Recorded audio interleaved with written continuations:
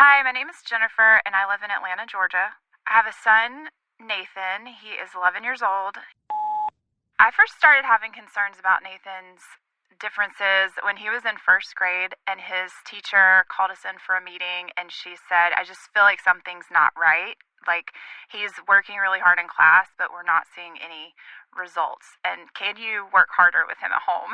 And for me, the first thing that happened for me was like this mom guilt, like we haven't been doing enough. I was kind of in denial that it could even be something like dyslexia at first. And once I kind of came around to, okay, this actually sounds exactly like what dyslexia is described as. So now what do I do? How do I go about getting him help? I started looking into it and started realizing that I had the right to request that evaluation. From the Understood Podcast Network, this is Understood Explains. You're listening to Season 1, where we explain evaluations for special education. Over 10 episodes, we cover the ins and outs of the process that school districts use to evaluate children for special education services. My name is Andy Kahn, and I'm a licensed psychologist and an in-house expert at understood.org. I've spent nearly 20 years evaluating kids for both public and private schools. I'll be your host. Today's episode focuses on how to request an evaluation. We're going to explain 3 key things: what details to include in your request and why, what you can expect after you submit your request, and what you can say to your child about requesting an evaluation, and what not to say. First, back to Jennifer's story. When I knew that I should submit this request for an evaluation, I did some research online, and there's several templates online that you can use to guide you on how to write a request for this evaluation for your child. And so in my first letter that I wrote, I was very just kind of like to the point, like, I'm requesting this evaluation, and I didn't put a lot of the background information that I wish I would have included. I was very direct, and I didn't add in the parts that made him a person, if that makes sense. And so when I look back on how that went, I kind of wish I would have documented in that letter what I was seeing and why I was requesting the evaluation.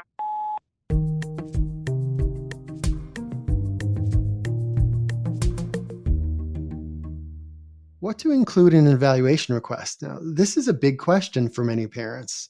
But before we get into those details, I want to mention 2 important things about special education law. Number 1, over the years, I've worked with many families who didn't know that school districts are required by law to be on the lookout for kids who might have disabilities, and that school districts need to evaluate kids at no cost to families to see if a child might need special education services. Number 2, many families are surprised to learn that they can ask the school district to evaluate their child. They don't need to wait for the school to reach out and say, hey, we think something's going on, that your child is struggling. You can reach out first.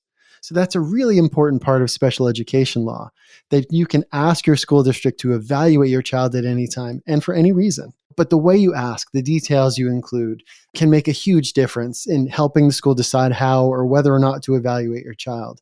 So my first guest today is going to help me unpack all this. Christina Gutierrez has spent a decade as a special education teacher in New York City, where she recently shifted gears and is now working in a private clinic that provides free evaluations for kids. Christina is an Understood Teacher Fellow. She's also a mom of a child who receives special education.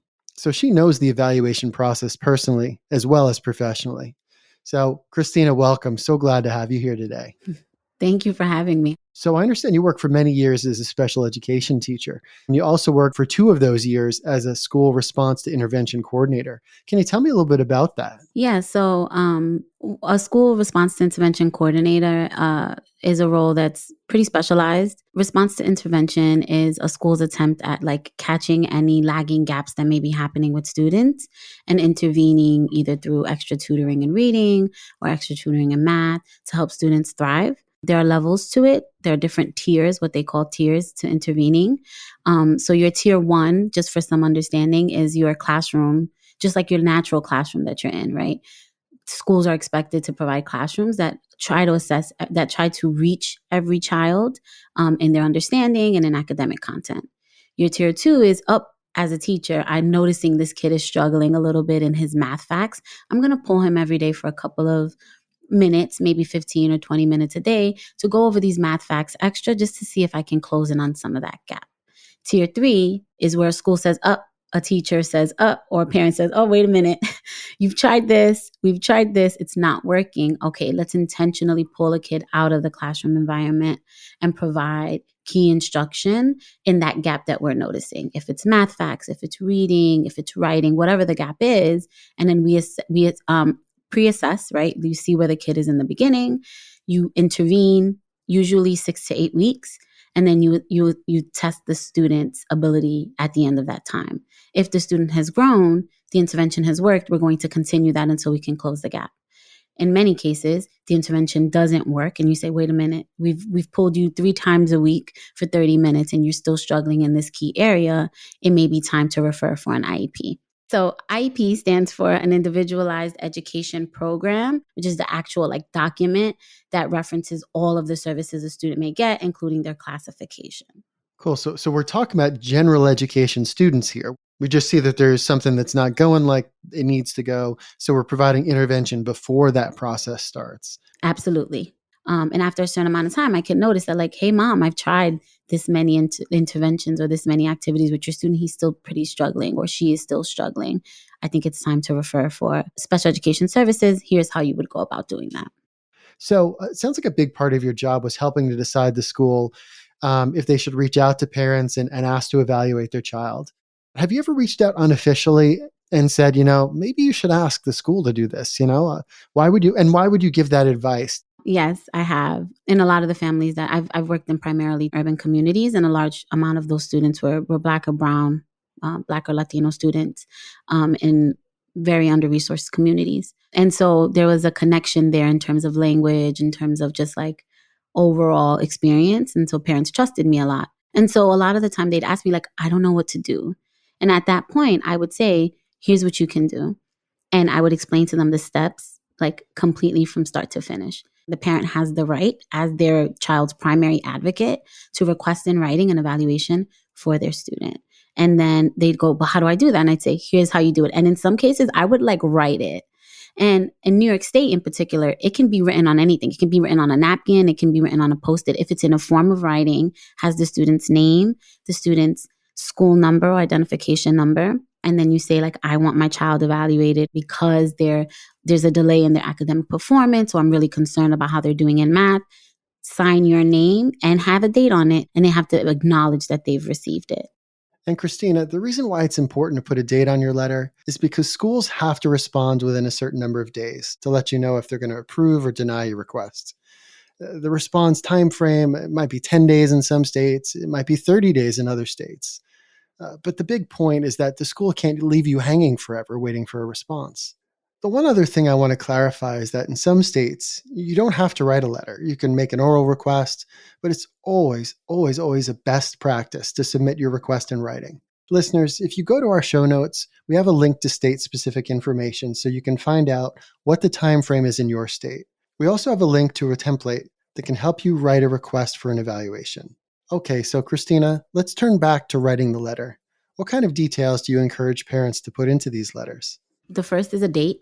It's really, really important. The other key information or detail is the student's full name, the student's identification number, if not a key identifier such as their birth date, and then a request naming what you want evaluated. So I am requesting a neuropsychological educational evaluation. I would like it to also include an occupational therapy, a speech therapy, such and such evaluation, because that's not always given, right? And then that delays the process further if you didn't request that, but you did want to see if your kid required those services. So you want to include in detail what you want assessed and the reason, because I'm concerned about their performance, because as of lately, whatever the reason is, and then a signed signature. Absolutely. The thing that you said that I think is interesting is that when you named a lot of assessment types. So a lot of my families aren't going to be familiar with those types of assessments. So what are some other things you might tell them to put in that would be helpful? Because what you're saying, I would say, I'd go to you. I'd want you to help me write that letter, because what you're saying is going to it sounds like it would plug me right in. For my parents, what are the things they might observe or see that could help them in that process if they don't have that knowledge? Well, I think the key conversation here would be one with their child's educator. Where do you see that my student is struggling most? I notice that when I'm helping him with homework or her with homework, they're struggling with their math. I'm noticed it's a true frustration. They're crying, label the behavior that they see. So I think that's the first one. I would say something that's a key that helped me, because my son has an IEP, and it's something that helped me decide that I wanted to get him special education services, was that I noticed that in our communication, he seemed to be really, really frustrated or not understanding what I was saying. He also could not express himself. And so there was this very strong gut instinct that, wait a minute, there may be something happening with my son that I need to address. So when we're talking about the details to include, is there a certain sort of length of letter or note that's great? What do you see as most effective? I mean, I think simple is best. I think the key here is name your concern and why you have that concern. Give identifying information so that they know which child you're referring to, and make sure you have a date and a name on that document. It doesn't need to be lengthy. It can if you feel like you want it to be. Gotcha. So I would assume that based on that, maybe sending an email would be good as well? Yes.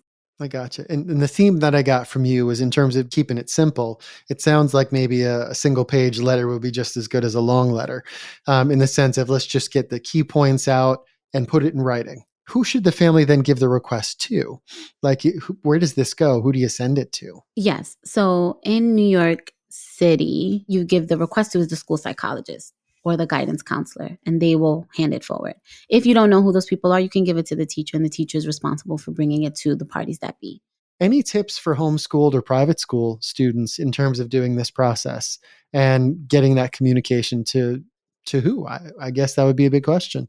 In New York State, the way you would get your child evaluated in that case, if they're in a private or parochial school, is to go to the Committee of Special Education for that district. It can be tricky for parents whose children are in different school settings, because legally they're not mandated in the same way public schools are to provide these services or to have your student evaluated. It gets a little nuanced and tricky when you decide to go out of the public school system. So whether you're homeschool, private school, or public school student, you have the right to request that evaluation, but schools can deny that request. So here's an example of why a school might deny a request.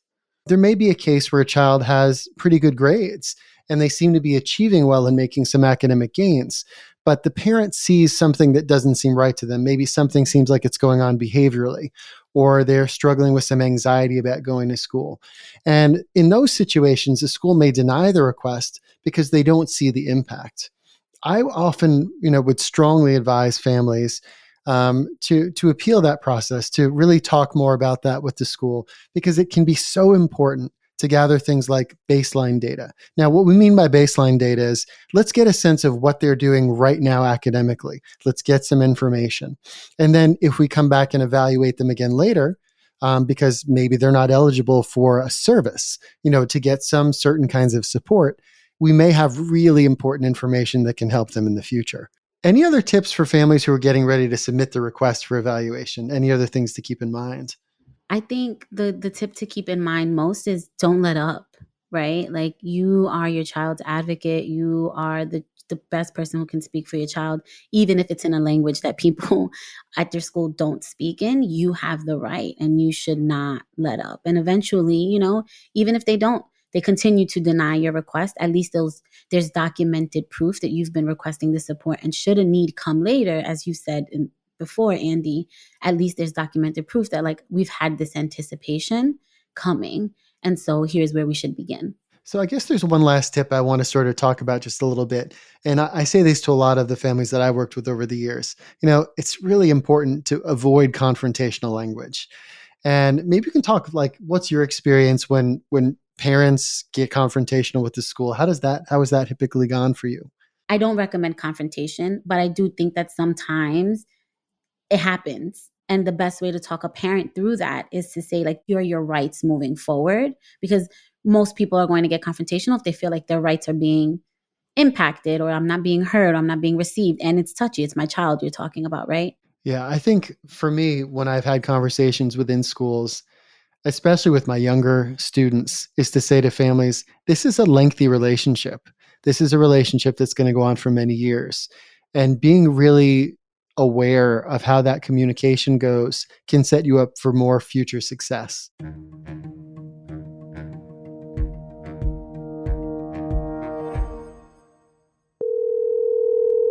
I wish I would have included the types of things that we were seeing at home. Like, he's only in first grade, but we've read the entire Harry Potter series together. He sits and listens. He can comprehend the story. He's predicting plot developments that I didn't even see when I read it as an adult.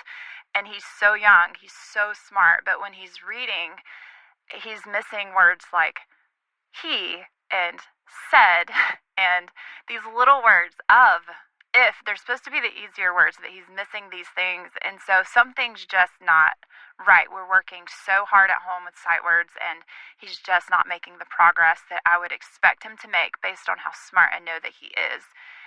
Didn't include those kinds of details, and I really wish that I would have. I don't know, we didn't have the best experience, and I really don't know if that would have made a difference. But when I talk to parents now, I definitely add that as advice to them. When you write your letter, make sure you write what you're seeing at home and why you think that you need that evaluation.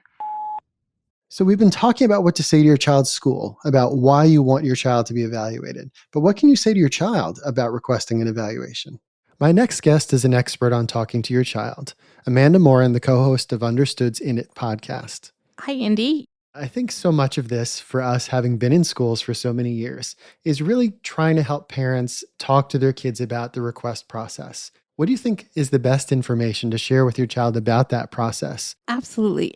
I can say sometimes it's actually more difficult to have this conversation with your child when you're requesting an evaluation, because there is some uncertainty around it. Because a school, you're not always sure if they're going to approve the evaluation request. So I think sometimes it's better to stay a little bit vague and say to your child, I know that you've been struggling. I've noticed it. We've talked about it a little bit. If you've talked about it, and if you haven't, now's the time to start having that conversation and say, I've noticed you're struggling and I want to help you and I want to find other people who can help you. And I think that's the time when you say, so because I've noticed this, I've reached out to the school and I've asked them to take a look at it so we can see if there's more help we can provide for you. And I think that's sort of the crux of what you want to say right now until you have more information. As more information comes in, right, as you get to the process where the school is replying to your request for evaluation, then you can say to your child, okay, so I've heard back from the school and they've decided that it's a good idea to look closely at this at what's going on, and you're going to start seeing some of this move forward. Or there may be a possibility where you say to your child, you know what, the school and I took a look at this and we're going to wait. We're going to hold for right now. So I told you that we're going to look at those skills. But in the meantime, I'm going to talk to your teacher or other people in your school, and we're going to figure out what we can do to help you right now. So I think there are a number of ways you can handle that conversation. Yeah, I think that's a really great piece of advice. The idea is that the entire crux of this conversation is we're looking to get some help for your child. And even in the absence of an evaluation, there is likely to be some help that's going to be offered. It just may not be the same thing we expected had they gone through the evaluation. Yeah, and I don't think you would necessarily say to a child, whether they're young or old, we're going to go through the RTI process, because it's very technical, right? So even if you say response to intervention, what you want to say is there are programs in place that can help you learn skills that you're having trouble with that are more intensive, or they're more supportive than the general education classroom, because they're designed to be that way. So I think there are ways around that language because it's very technical, right? And I'm not saying we would use it, but I think it's worth thinking through, how do you describe that to a child? And what you say to them is, there are these programs in place already in your school that don't require me reaching out to the school and asking them to do something extra. This is built into the school's programming, and you may end up having a little extra support from your teacher, a different teacher, or some other professional in the school. Yeah, I think the simplest terminology is we're doing a process to figure out how to help you best. Some of that help might be offered now. Some might be offered later.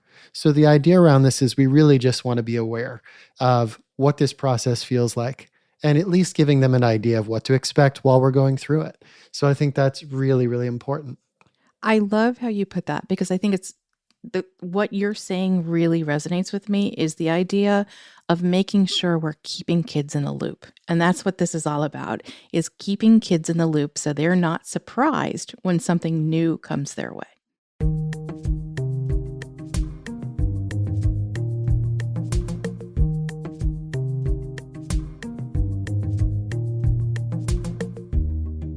All right, so let's take a quick look at the next steps in the evaluation process. So at this point, we've done a written request detailing why we want the evaluation. We've found out who to send the request to, and the district has to respond within a certain number of days. And that number of days can vary depending upon what state you're in.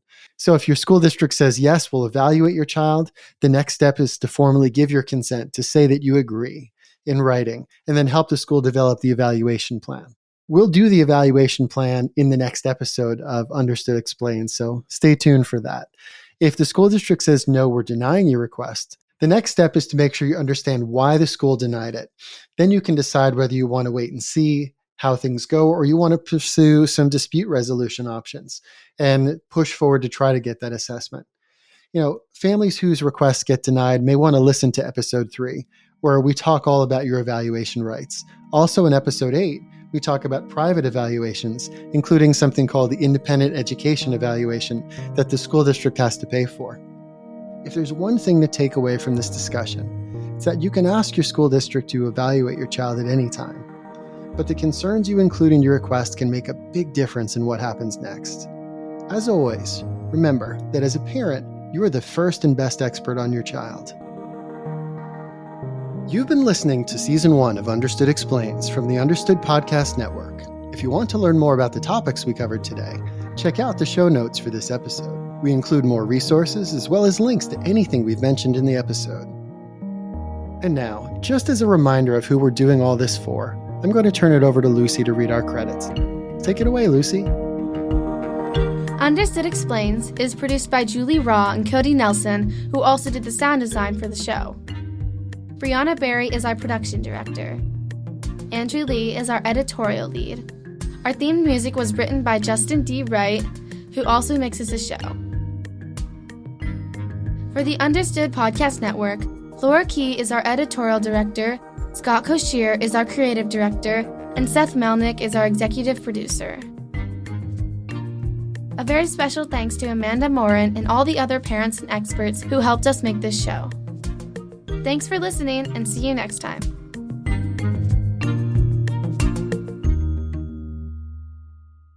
Understood is a nonprofit organization dedicated to helping people who learn and think differently discover their potential and thrive. Learn more at understood.org/mission.